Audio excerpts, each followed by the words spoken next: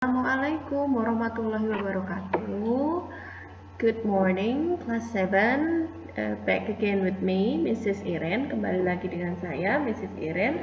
Hari ini kita akan melanjutkan materi yang kemarin. Kalau kemarin kita sudah belajar bagaimana caranya menyapa, sekarang kita akan belajar lanjutannya. Kalau kemarin kita sudah belajar tentang good morning, ya. Sekarang kita akan belajar tentang how are you-nya, bagaimana kabarmu. Nah, ungkapan tersebut disebut sebagai asking about and stating one's condition, menanyakan dan menyatakan kondisi seseorang. Seperti apa sih contohnya? Mari kita lihat di contoh dialog berikut ini. Good morning, Lee. Good morning, Tera. You look pale. Are you okay? No, I'm not. I feel a bit dizzy. I'm sorry to hear that. You should have a rest in the clinic. You are right.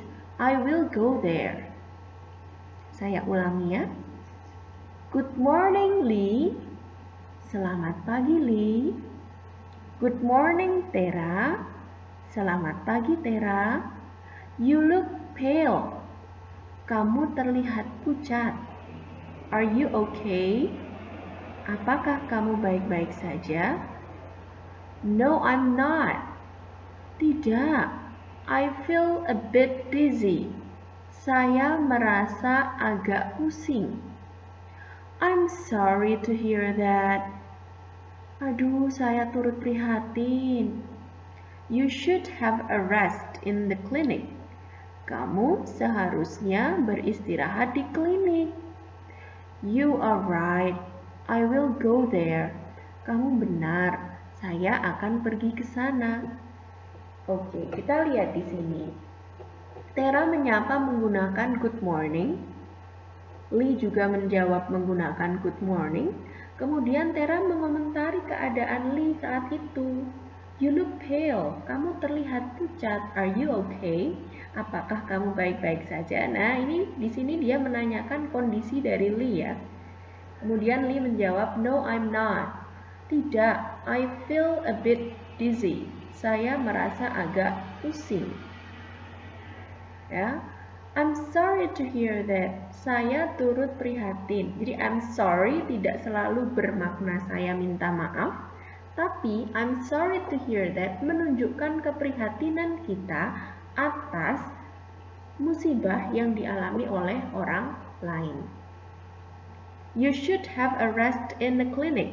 Kamu harus beristirahat di klinik. Setelah mengungkapkan rasa keprihatinannya, dia memberikan saran untuk beristirahat di klinik.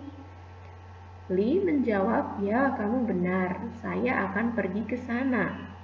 Oke, jadi Lee mau nggak pergi ke klinik? Mau ya, karena dia mengatakan, you are right, kamu benar, saya akan pergi ke sana. Mari kita bahas. We say how are you and how's life to ask about one's condition.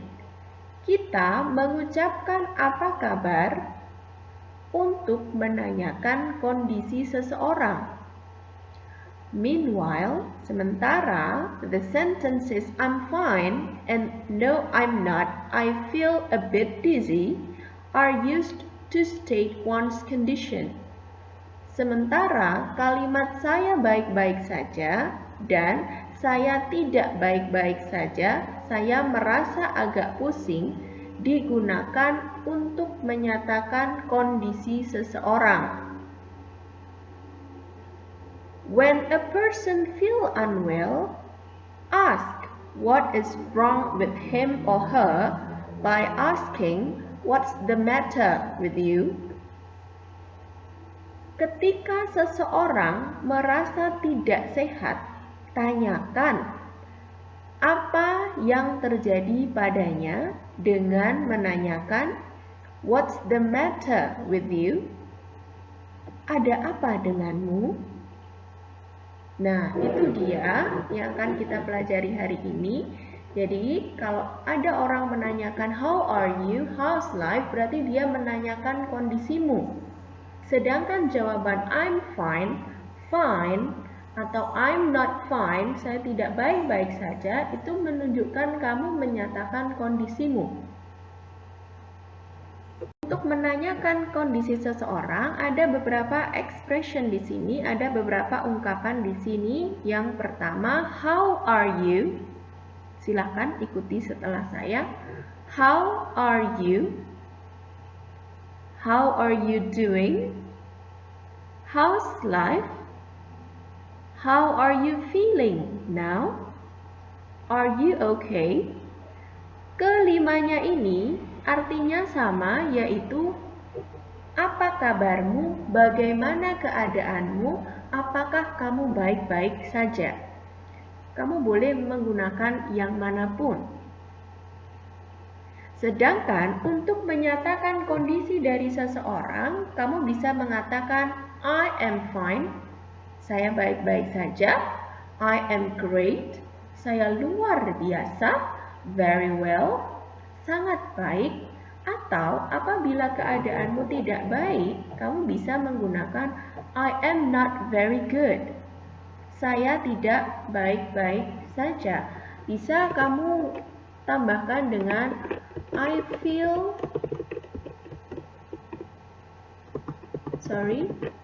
got a stomach ache. Misalkan, saya sakit perut. No, I'm not. Tidak, I have a fever. Saya demam. Atau kamu juga bisa menunjukkan perasaanmu. Misalkan, I'm not very good. Misalkan kamu habis bertengkar dengan temanmu, kemudian kamu bilang, I'm so angry. Saya sangat marah. Nah, setelah kamu menyatakan keadaanmu, bisa kamu bilang I'm fine, keadaannya baik. Bisa kamu tambah dengan perasaanmu, I'm so happy, misalkan seperti itu. Saya sangat bahagia, saya sangat gembira. Nah, sekarang giliran kamu untuk mencari tahu bagaimana feelings dari seseorang. Ya, di section vocabulary ini kamu harus mencari feelings dari seseorang. The following are people's feelings or emotion. Di bawah ini adalah perasaan dan emosi dari seseorang. Please find the meaning in bahasa. Silakan cari artinya dalam bahasa Indonesia. Number 1 has done for you. Nomor 1 sudah dikerjakan.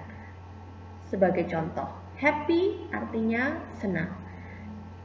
Yang seterusnya, sad, sleepy, sick, tired, angry, shy, and bored. Silahkan kamu cari sendiri. Gunakan kamusmu.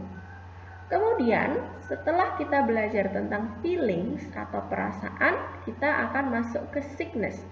Tadi kan ketika mengatakan keadaannya tidak baik, diikuti dengan alasannya ya. Nah, alasannya apa? Oh, dia sakit perut. Nah, sickness itu adalah sakit.